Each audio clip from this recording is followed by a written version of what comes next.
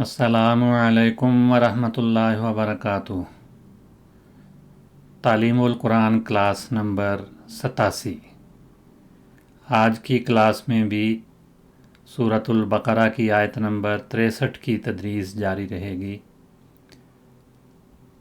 اعوذ باللہ من الشیطان الرجیم، بسم اللہ الرحمن الرحیم۔ ان الذین آمنوا والذین ہادوا والنصارى والصابئین من آمن باللہ والیوم الآخر وعمل صالحا فلہم اجرہم عند ربہم ولا خوف علیہم ولا هم یحزنون۔ لفظی ترجمہ: ان الذین آمنوا، ان یقیناً، الذین وہ لوگ جو آمنوا ایمان لائے، ان الذین آمنوا یقیناً وہ لوگ جو ایمان لائے، والذین ہادوا اور وہ جو یہودی ہوئے، اور الذین جو وہ جو ہادو یہودی ہیں یا یہودی ہوئے، والنصارى اور نصارہ اور عیسائی، اور الصابئین دیگر الہی کتب کے ماننے والے۔ ان الذین آمنوا والذین ہادوا والنصارى والصابئین، یہ چار قسم کے لوگ، ان کا بیان یہاں آیا ہے، اور ان سب کو انا کا اسم بنایا گیا ہے۔ یہ الذین آمنوا ایک مرکب کی صورت میں، والذین ہادوا بھی ایک مرکب ہے، النصارى مفرد اسم ہے، اسم تو جمع کے لیے ہے لیکن ایک کلمہ ہے، والصابئین بھی اسی طرح، تو یہ تمام کے تمام انا کا اسم بنتے ہیں۔ انا کا اسم ہم پہلے پڑھ چکے ہیں کہ منصوب ہوتا ہے تو ان سب کی جگہ نصب والی ہے، اور اس کی خبر من آمن باللہ، اس کو بھی بنایا جا سکتا ہے، یا پھر ان سب کی تفصیل من آمن باللہ میں بیان ہوئی ہے، فلہم اجرہم ولا خوف علیہم ولا هم یحزنون کو اس کی خبر کہہ سکتے ہیں۔ بہرحال یہ ایک لمبی تفصیل ہے، یہاں لفظی ترجمہ ہم کر رہے ہیں۔ تو یقیناً یہ جو چاروں قسم کے لوگ ہیں، ان میں سے من جو بھی آمن باللہ اللہ پر ایمان لائے، والیوم الآخر اور یوم آخر پر، من یہ بھی اسم موصول ہے، جو بھی، آمنا ایمان لایا، باللہ اللہ پر، والیوم الآخر اور آخری دن پر یا آخرت کے دن پر،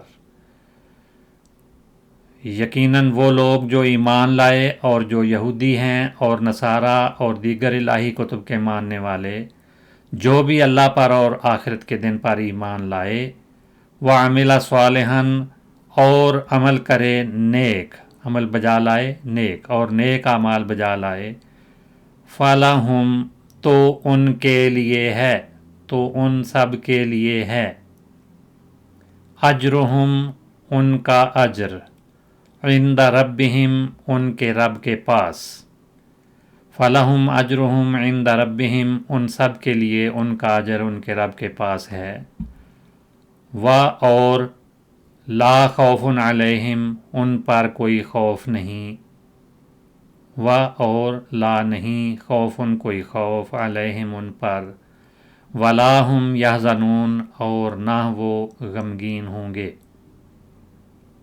نہ وہ غم کریں گے، نہ انہیں کسی طرح کا کوئی غم ہوگا۔ تفصیلی ترجمہ اور تشریح: گزشتہ کلاس میں ہم اس آیت کا ابتدائی حصہ پڑھ چکے ہیں، اس سے آگے ہم چلتے ہیں۔ من آمن باللہ والیوم الآخر، اس کی تفصیل بھی ہم پڑھ چکے تھے۔ والیوم الآخر سے ہم دوبارہ چلتے ہیں۔ یوم کے معنی دن کے ہیں۔ آمنا ایمان لایا، باللہ اللہ پر، اللہ مجرور ہے، اور واو عاطفہ اور یوم بھی اللہ پر عطف ہونے کی وجہ سے یہ بھی مجرور ہے، تو یہ عطف ہے یا اس کو معطوف بھی کہتے ہیں۔ واو عاطفہ ہے، اللہ معطوف علیہ ہے۔ اللہ یہاں پر اس مرکب میں معطوف علیہ اور واو حرف عاطف درمیان میں ہے، اور الیوم کو عطف یا معطوف بنایا گیا ہے، اور یہ مرکب عطفی جو ہے یہ تمام کا تمام با حرف جار کی وجہ سے مجرور ہے۔ اور یوم کا لفظ یہاں پر موصوف بھی ہے، اور الآخر اس کی صفت بنتی ہے، یوم الآخر۔ یوم کے معنی ہم گزشتہ کلاس میں پڑھ رہے تھے۔ یوم دن کو کہتے ہیں، اور دن سے مراد طلوع آفتاب سے غروب آفتاب تک کا وقت بھی ہوتا ہے، 24 گھنٹوں کا وقت بھی اس سے مراد لیا جاتا ہے۔ ایک اور ترجمہ آج کل کا یا موجودہ زمانے کا بھی ہے، یا اب اس گھڑی کو بھی، اب اس زمانے کو یا اس گھڑی کو بھی یوم کہا جاتا ہے۔ قرآن مجید میں آیا ہے الیوم اکملت لکم دینکم واتممت علیکم نعمتی ورضیت لکم الاسلام دینا۔ اس سے مراد وہ خاص دن بھی ہے جب یہ آیت نازل ہوئی، یا یہ آیت جس دن پڑھ کے سنائی گئی، اور اس سے وہ زمانہ بھی مراد ہے جس میں یہ آیت یا یہ قرآن مجید نازل ہوا، دین مکمل ہوا۔ اور علم الفلک میں زمین کے اپنے محور کے گرد دوران کا وقفہ جس کی مدت 24 گھنٹے ہے اس کو بھی دن کہا جاتا ہے۔ یوم کو اگر کسی اور لفظ کے ساتھ مضاف کر دیا جائے، منسوب کر دیا جائے، تو پھر اس کے مخصوص معنی ہو جاتے ہیں۔ یوم الحساب یا یوم الدین جب کہا جائے تو روز جزا سزا کا دن، حساب کتاب کا دن مراد ہوتا ہے۔ اور یوم الجمع جب کہا جائے تو اس سے مراد بھی قیامت کا دن ہے، جمع ہونے کا دن ہے، اور جنگ کے لیے جمع ہونے کے لیے بھی یوم الجمع کا لفظ آتا ہے۔ یوم الحشر بھی انہی معنوں میں آتا ہے، یوم الخروج بھی انہی معنوں میں قرآن مجید میں استعمال ہوا ہے۔ تو یہ مختلف الفاظ قرآن مجید میں بیان ہوئے ہیں، اور اس سے مراد قیامت کا دن ہے۔ اور عید کا دن بھی یوم سے مراد ہوتا ہے، یوم الخروج سے مراد عید کا دن بھی لیا جاتا ہے۔ ذات یومن جب کہا جائے تو معنی ہوتے ہیں ایک روز، جیسے جملہ ہے لقیتہ یوم ذات یوم، ایک روز میں نے اس سے ملاقات کی۔ تو یوم کے اس طرح سے مختلف معانی ہیں، اور اس یوم کو معطوف پچھلے پر تو عطف کیا گیا ہے، یہ معطوف بنا، لیکن الآخر اس کی صفت بیان ہوئی ہے بعد میں، تو اس لحاظ سے یہ موصوف بھی ہے، اور صفت اور موصوف کے بھی ایک جیسے اعراب ہوتے ہیں۔ جو موصوف کے اعراب ہوں وہی صفت کے اعراب ہوتے ہیں۔ تو الیوم چونکہ مجرور ہے، اس وجہ سے آخر کا لفظ اس کی صفت بن رہا ہے اور وہ بھی مجرور ہے۔ تو یوم الآخر آخرت کے دن پر ایمان لایا، آیت میں تو یہ معنی ہیں۔ تو آخر کا لفظ بھی اسم ہے، واحد کا صیغہ ہے اور مذکر کا صیغہ ہے، اور یہ صفت بن رہا ہے، اس وجہ سے مجرور ہے۔ آخر کے کئی معانی ہیں۔ آخر مقابل اول، یعنی اس کا مقابل جو ہے اول ہے، اول کا مقابل آخر ہے۔ تو اول اور آخر کسی بھی نسبت سے اول اور آخر قرار دیے جا سکتے ہیں، اس لحاظ سے آخر کا لفظ اول کے مقابل پہ ہے۔ آخری کے لیے بھی بولا جاتا ہے، پچھلے حصے کے لیے بھی بولا جاتا ہے، اور اللہ تعالیٰ کے جو نام مختلف احادیث میں بھی بیان ہوئے ہیں، گنوائے جاتے ہیں، تو ان ناموں میں هو الاول والآخر دونوں یہ الفاظ آتے ہیں، تو اس طرح سے آخر اللہ تعالیٰ کا نام بھی ہے۔ اور آخر جب کہا جائے تو اخیر کے معنی بھی ہوتے ہیں، پیچھے رہنے والا یا محروم شخص جو ہے وہ بھی اس سے مراد ہوتا ہے۔ یہ لفظ مختلف طریقوں سے استعمال ہوا ہے۔ آخر الف کے بعد حمزے کے بعد الف ہے، یعنی الف کو لمبا کر کے پڑھیں گے، لیکن آخر بھی یہ لفظ استعمال ہوتا ہے، آخر اخیر کے معنوں میں آتا ہے، اور خا کی زبر کے ساتھ بھی آخر استعمال ہوتا ہے، دو میں سے ایک یا دوسرا یا کوئی اور غیر، اور آخر بھی انہی معنوں میں آتا ہے۔ اور اخر بھی یہ لفظ اخر بھی استعمال ہوتا ہے، پچھلا حصہ یا آگے کی جو ضد ہے اس کے لیے آتا ہے۔ اور حمزے کی پیش اور خا کی زبر کے ساتھ اخر بھی آتا ہے، اس کے معنی بھی بعد کے ہیں۔ اور اخرا مؤنث کا لفظ استعمال ہوتا ہے، اس کے آخر میں الف مکسورہ، یہ یا جو الف کی صورت میں پڑھا جاتا ہے کسی لفظ کے آخر میں، اسے الف مکسورہ چھوٹا الف کہتے ہیں۔ تو آخر کی مؤنث جو ہے اخرا ہے، جس کے معنی دوسری زندگی کے لیے بھی اخرا کا لفظ آیا ہے، اس کی جمع اخر اور اخریات دونوں آتی ہیں۔ اور ایک لفظ آخری بھی آخریون اصل ہے، جو اردو میں بھی استعمال ہوتا ہے، اس کے معنی آخری کے، پچھلے کے یا اخیر والے کے ہیں۔ اور آخر جو اس آیت میں لفظ آیا ہے اس کو مضاف بنا کر بھی استعمال کیا جاتا ہے، جب کہا جائے آخر الامر تو مراد ہوتا ہے آخر کار، یعنی آخری نتیجے کے طور پہ۔ اور اس کی مؤنث آخرہ آتی ہے جو اولا کی ضد ہے، اولا پہلی، آخرہ آخری، تو یہ دونوں مؤنث کے صیغے ہیں۔ اس کے معنی آخرت کے یا موت کے بعد کی دنیا کے ہیں۔ والیوم الآخر، یوم آخر پر ایمان لایا، من آمنا جو ایمان لایا، اسی من پر پھر آگے یہ ایک جو مرکب جملہ جو پہلے بنا ہے اس پر ایک اور جملے کو عطف کیا گیا ہے، وَعَمِلَ صَالِحًا، اور اس نے نیک عمل کیا، وہ نیک عمل بجا لایا۔ تو نیک عمل کے لیے عاملہ صالحً کے الفاظ آئے ہیں۔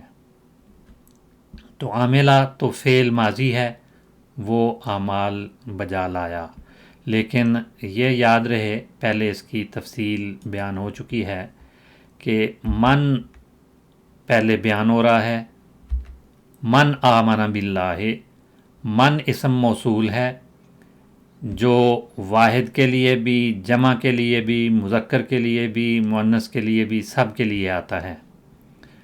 تو یہاں جمع کی صورت میں لوگ مراد ہیں، تو اس لحاظ سے ہم ترجمہ جمع میں کرتے ہیں، لیکن عربی میں قاعدہ یہ ہے کہ عام طور پر لفظ کو مد نظر رکھتے ہوئے اس کے بعد جو ضمیریں آتی ہیں وہ لفظی لحاظ سے زیادہ تر واحد کے صیغے میں بیان ہوتی ہیں، اور مراد اس سے جمع بھی ہوتے ہیں، واحد بھی ہوتے ہیں۔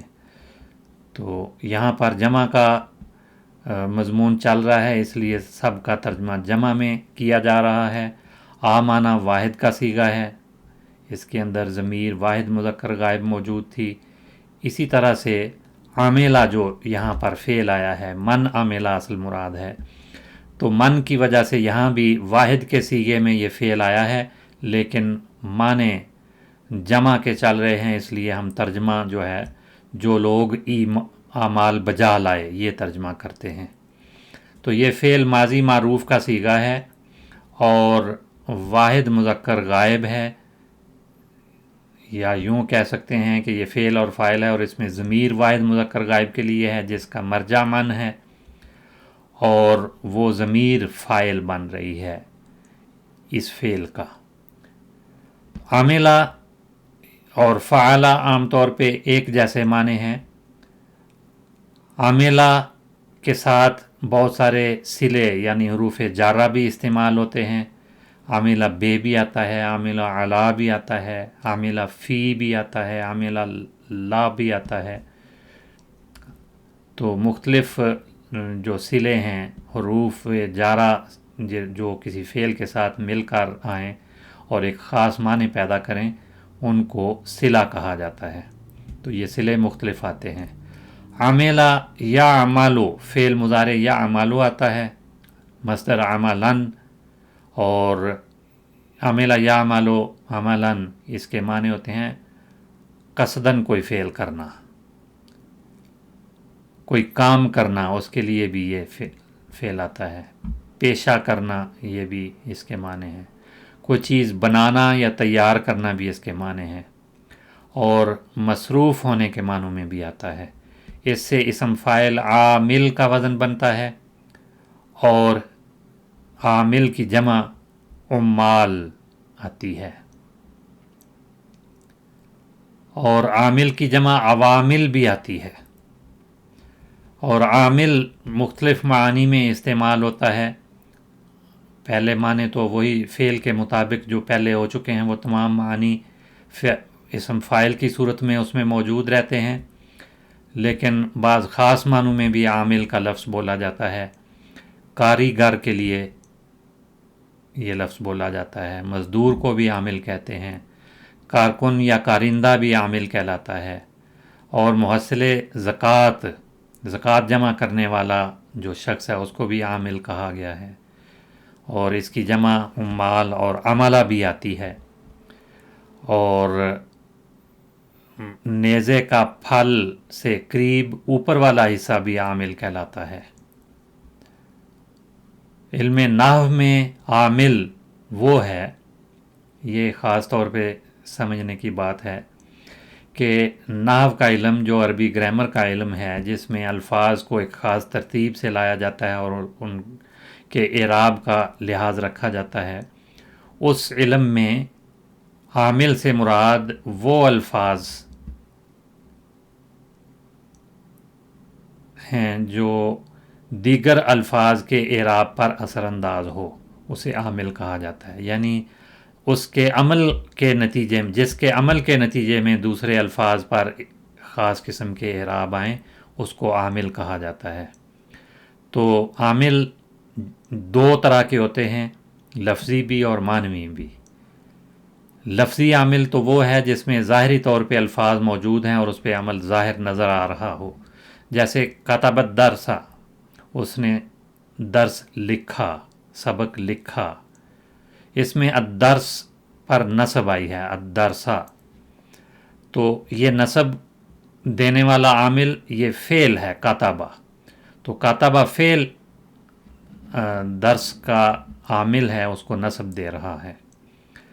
اور بعض اوقات یہ معنوی عامل بھی ہوتا ہے، جیسے الرجل ظریف، الرجل ظریف، یہ الرجل مبتدا بن رہا ہے، ظریف خبر بن رہا ہے۔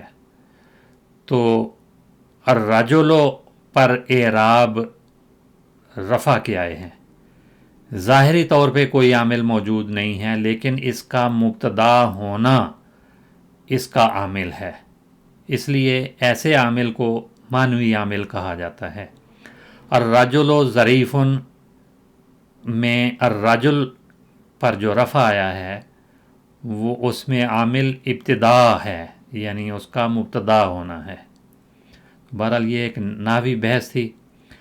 عامل کا لفظ محرک کے معنوں میں بھی آتا ہے اور کسی چیز کے سبب کے لیے بھی استعمال ہوتا ہے، اور علم حساب میں وہ صحیح عدد جو دوسرے عدد کو اس طرح تقسیم کرے کہ کچھ باقی نہ رہے، اس کو بھی عامل کہا جاتا ہے۔ تو یہ مختلف معنی عامل کے ہیں۔ عاملہ صالحاً، یہاں پر عاملہ فعل آیا ہے، اس کے اندر ضمیر اس کا فاعل ہے اور صالحاً مفعول ہے۔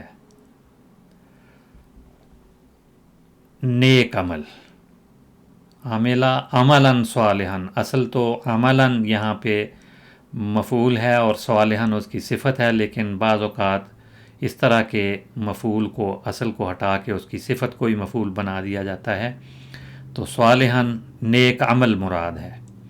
صالحاً اپنی ذات میں اسم ہے، واحد مذکر کا صیغہ ہے اور مفعول ہے، اس وجہ سے یہ منصوب ہے۔ صالح، صالح اسم فاعل کا وزن ہے، فاعل، جیسے عامل اسم فاعل کا وزن ہے، صالح بھی اسم فاعل کا وزن ہے، اور یہاں پر جملے میں عاملہ کا مفعول بن رہا ہے۔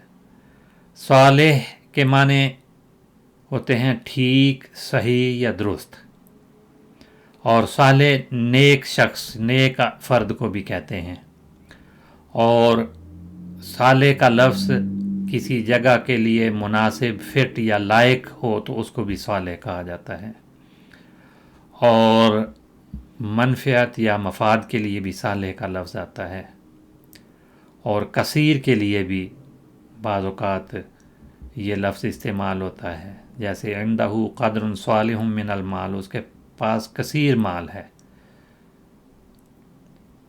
صلح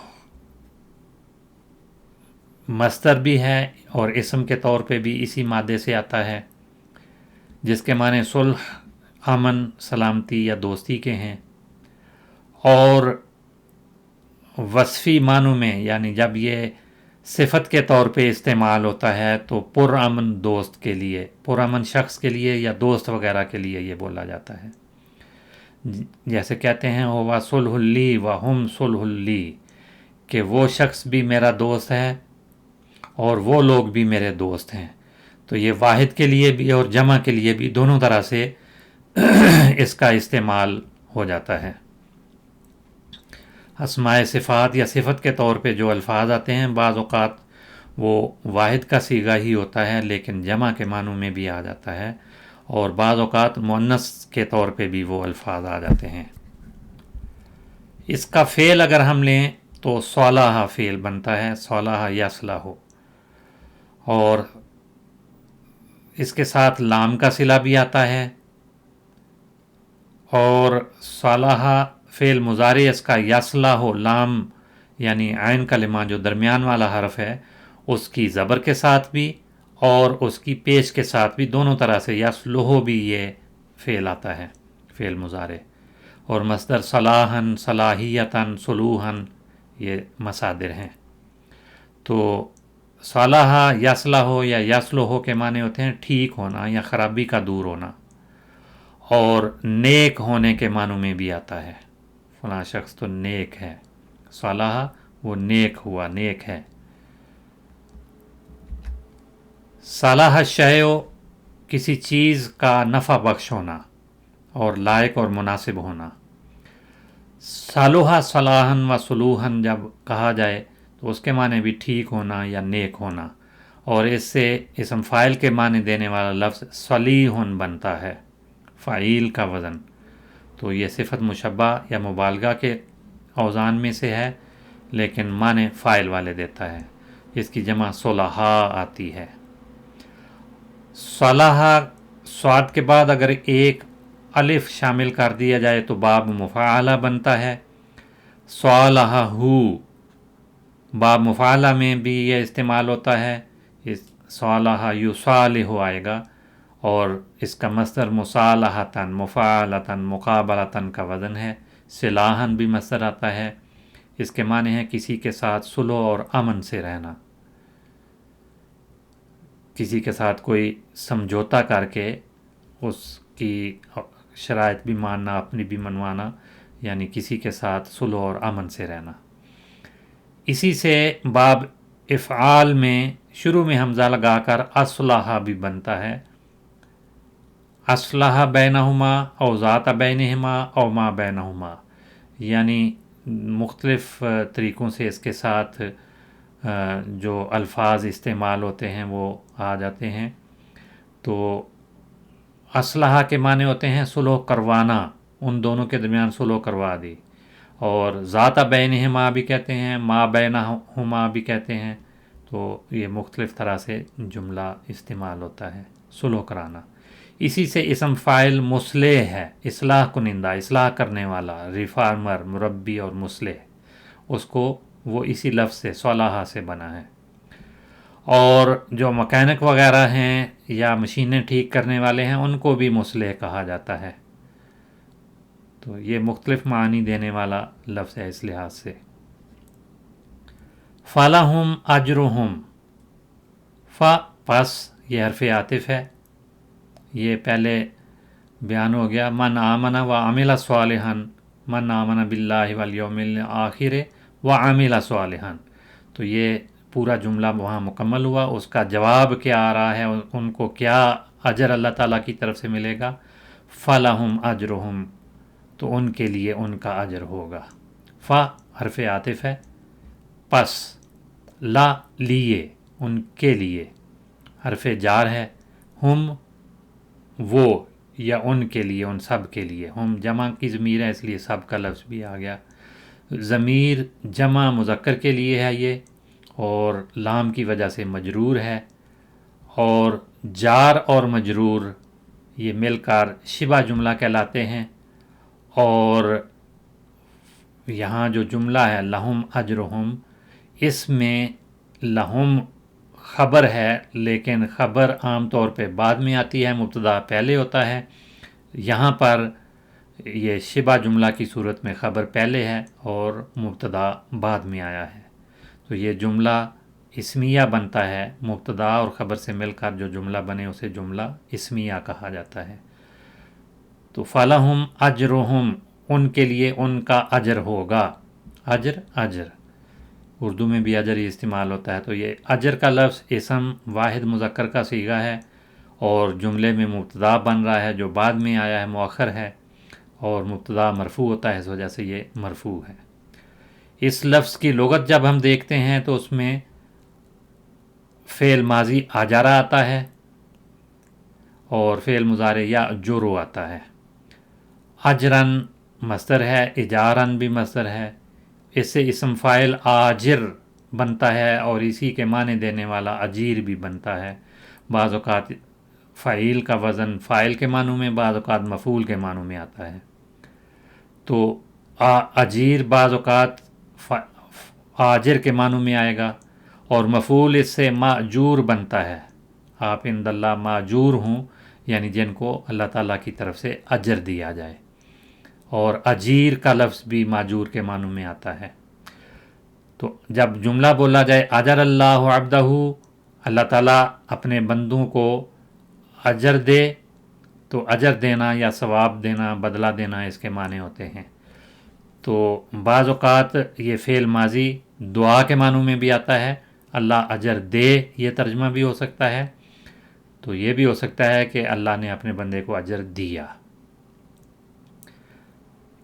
اسی طرح سے اجرا فلانن علی قضا، جب یہ فعل بولا جائے اس کا مفعول اور ساتھ وجہ بتائی جائے، تو پھر اس وجہ سے جو اس کا معاوضہ یا مزدوری دی جائے اس کے لیے یہ آتا ہے اجرا فلانن، تنخواہ دینے کے لیے بھی آتا ہے۔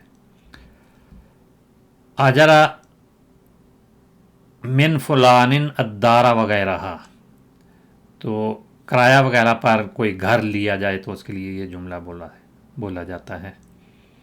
جب کہتے ہیں اجر العامل و صاحب العمل، عامل نے کام کرنے والے کو اجرت پر رکھا، تو اس کے معنی ہیں نوکری کرنا۔ قرآن مجید میں آیا ہے اعلیٰ ان تاجرنی ثمانیہ حجج، حضرت موسیٰ علیہ السلام جب ہجرت کر کے پہنچے تو وہاں پر ان کے سسر نے ان سے بیان کیا، یہ شرط رکھی کہ تم میرے ساتھ 8 سال تک نوکری کرو، میرے پاس نوکر رہو، تو پھر آگے والا معاملہ بیان ہے۔ بہرحال یہاں تاجرانی کے الفاظ ہیں جو اس چیز کو ظاہر کرتے ہیں کہ اجر نوکر رہنے کے لیے آیا ہے۔